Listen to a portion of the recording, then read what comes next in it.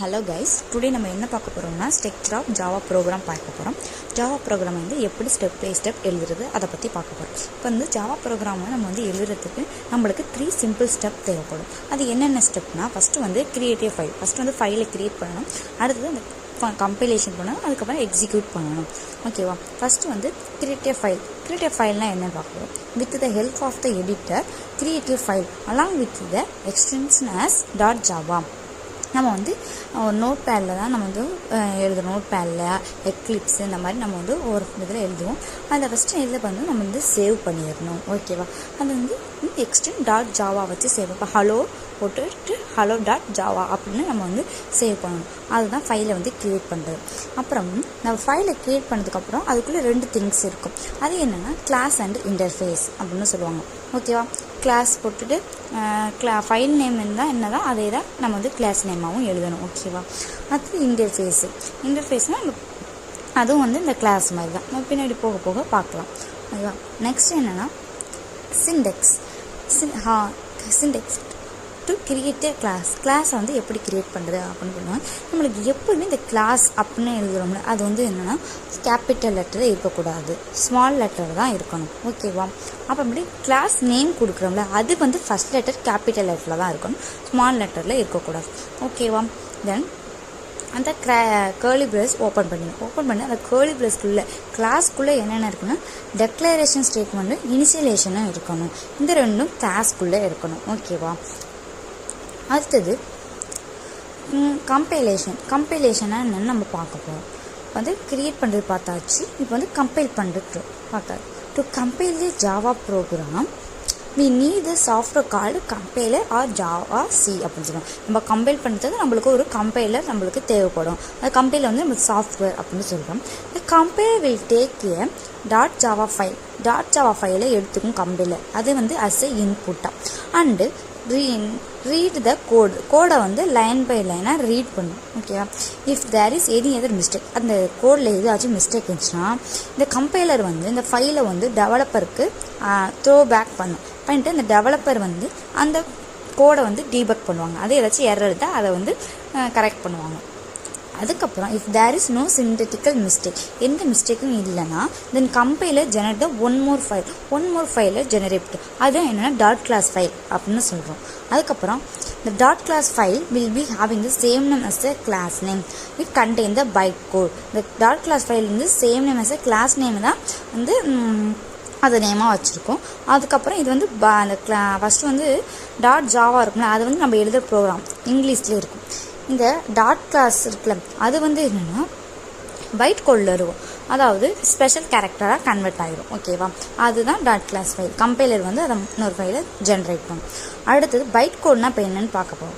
It is a intermediate language which is not understand by the human being as well as system. நம்மளாலையும் சிஸ்டத்தாலையும் இதை வந்து understand பண்ணிக்க முடியாது. அதான் பைட் கோட். அது இன்டர்மீடியட் லாங்குவேஜ் கூட சொல்லுவாங்க. ஏன்னா இது வந்து என்னென்னா சிம்பிள் அந்த மாதிரி ஸ்டாரு நம்பரு அந்த மாதிரி எல்லாம் கலந்துருக்கும். ஓகேவா?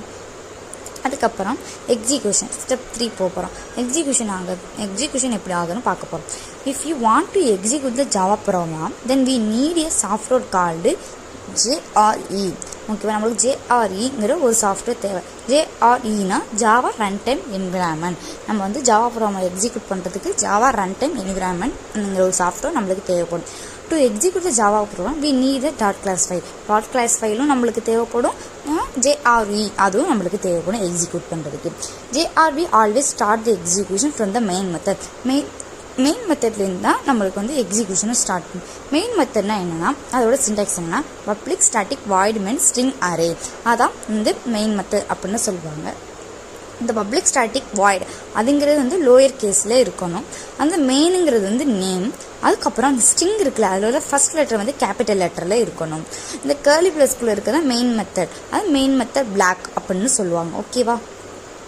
அது Sintex for the compilation and execution. இந்த டயக்ராமில் அது வந்து எப்படி எக்ஸிக்யூட் ஆகுது அப்படிங்கிறத வந்து ஃபுல்லாக இருக்குது. ஃபஸ்ட்டு வந்து நம்ம வந்து கிளாஸ் எழுதுகிறோம், டெமோன்னு ஒரு ப்ரோக்ராம் எழுதுகிறோம். டெமோக்குள்ளே கேலிபஸ்க்குள்ளே மெயின் மெத்தட் நம்ம எழுதியாச்சு. அது வந்து demo.java அப்படின்னு சேவ் பண்ணியாச்சு. அதுக்கப்புறம் இந்த ஃபைல் வந்து என்ன பண்ணால் கம்பைலுக்கு போகிறோம். கம்பைலுக்கு பண்ணும்போது ஃபஸ்ட்டு வந்து லைன் பை லைனாக எல்லாத்தையும் ரீட் பண்ணும். அந்த ரீட் பண்ணி எரரும் இல்லைன்னா அந்த கம்பைலர் வந்து ஒன் மோர் ஃபைலை ஜெனரேட் பண்ணும். அதான் டாட் கிளாஸ் அப்படிங்கிறது, அதான் டெமோ டாட் கிளாஸ் அப்படின்னு எழுதியிருக்கோம்.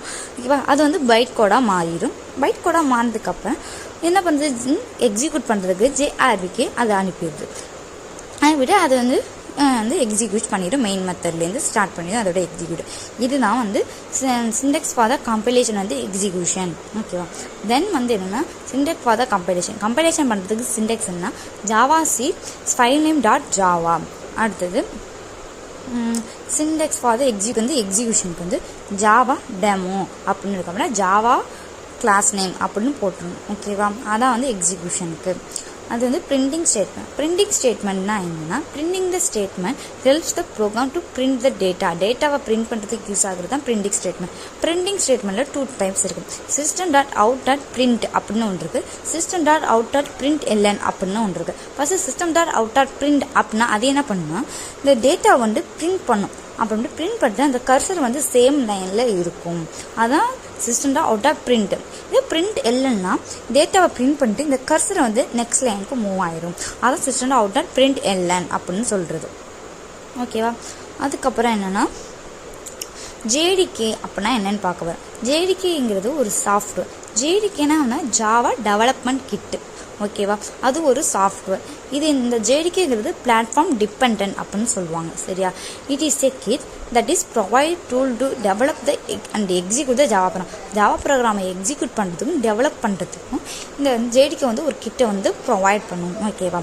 அது ஜேஆர்வினா என்னென்னா ஜாவா ரன் டைம் என்விரான்மெண்ட். இது எதுக்கு யூஸ் ஆகுதுன்னா ஜேஆர்இ வில் ப்ரொவைட் வந்து ப்ரொவைட் பண்ணும். ஓகேவா? அது ஜேஆர்வினா என்னன்னா ஜாவா ரன் டைம் என்விரான்மெண்ட். இது எதுக்கு யூஸ் ஆகுதுன்னா JRE will provide the run time environment to execute the Java program. இதுவும் ஜாவா ப்ரோக்ராம் எக்ஸிக்யூட்டிவ்க்கு தான் யூஸ் ஆகுது. By sending the request to the RAM to allocate some memory to execute the Java program execute ஆகிறதுக்காக ரேமுக்கு வந்து ஒரு request வந்து send பண்ணும், சம் மெமரியை வந்து அலோகேட் பண்ணி வைக்கிறதுக்காக. அதுக்கு தான் ஜேஐ யூஸ் ஆகுது. அது ஜேவிஎம்னா ஜாவா விர்ச்சுவல் மிஷின் அப்படின்னு சொல்கிறோம்.